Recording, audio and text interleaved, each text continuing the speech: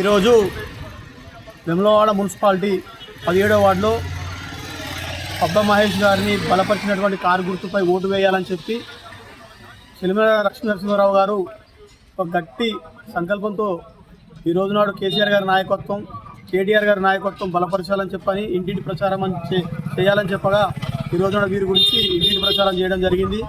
పబ్బ మహేష్ గారిని నిరుపేద కుటుంబంలో పుట్టినటువంటి ఈ వ్యక్తిత్వాన్ని మీరు గ్రహించి ఒక కారు మెకానిక్గా, ఒక బైక్ మెకానిక్గా వృత్తి ధర్మత నిర్వహించుకున్న వ్యక్తికి ఒక మెకానిక్ అంటే చెడిపోయిన వస్తువుని ఎలా మంచిగా చేసుకోవాలో తెలిసిన ఆ మనస్తత్వం ఉన్నది. కాబట్టి మన వార్డులో ఎటువంటి కార్యక్రమంలో చెడు కార్యక్రమాలు ఉన్నా కూడా ఆ కార్యక్రమాన్ని నిర్మూలించి ఒక మంచి మార్గంలోకి తీసుకెళ్ళి అందరినీ మమేకం చేసుకొని అందరికీ ఇంట్లో ఒక చిన్న కొడుకుగా ఉంటాడని చెప్పి ఈ రోజు నాడు ఇంటింటి ప్రచారం చేసి తనతో మేమందరం కూడా ఈ రోజు నాడు కారు గుర్తుపై ఓటు వేయాలని చెప్పి తిరగడం జరిగింది.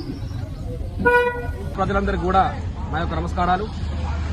ఎన్నికల్లో భాగంగా ఈరోజు ఇంటింటికి గడప గడప తిరిగి కూడా ప్రచారం చేయడం జరిగింది. అందరూ కూడా కారు గుర్తుకే మొగ్గు చూపుతున్నారు.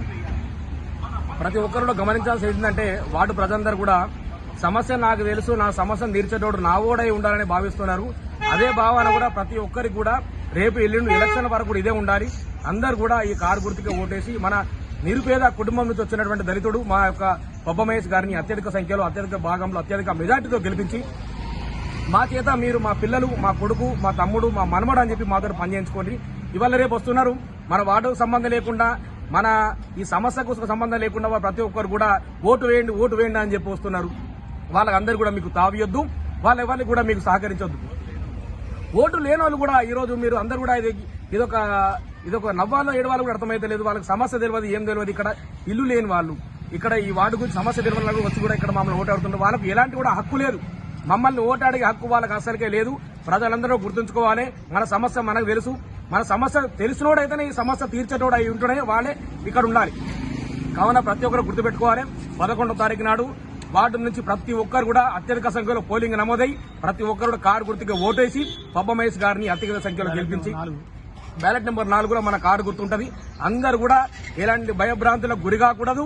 ఇవాళ రేపు అందరు వస్తున్నారు, ప్రలోభాలు చేస్తున్నారు, మాకు ఓటేయండి. చాలా ఇబ్బంది పడుతున్నాము. అయినా కూడా యువత నుంచి వచ్చి మాకు ఎలాంటి అనుభవం లేదు, వీళ్ళు పోరాడాలు, వీళ్ళకి ఏం తెలియదు అనుకుంటున్నారు. కానీ సమస్యలు బాధపడ్డోళ్ళం మేము కాబట్టి మాకు అన్ని తెలుసు. మాకు అన్ని కూడా మేము దగ్గరుండి పని చేయించుకుంటాము. ప్రతి ఒక్కరు గమనించి పబ్బ మహేష్ గారిని భారీ మెజార్టీతో గెలిపేయవలసిందిగా 15వ వార్డులున్న ప్రతి సోదర సోదరీమణులకు, అవ్వతాతలకు ప్రతి ఒక్కరు నా యొక్క ఈ విన్నపం. జై తెలంగాణ.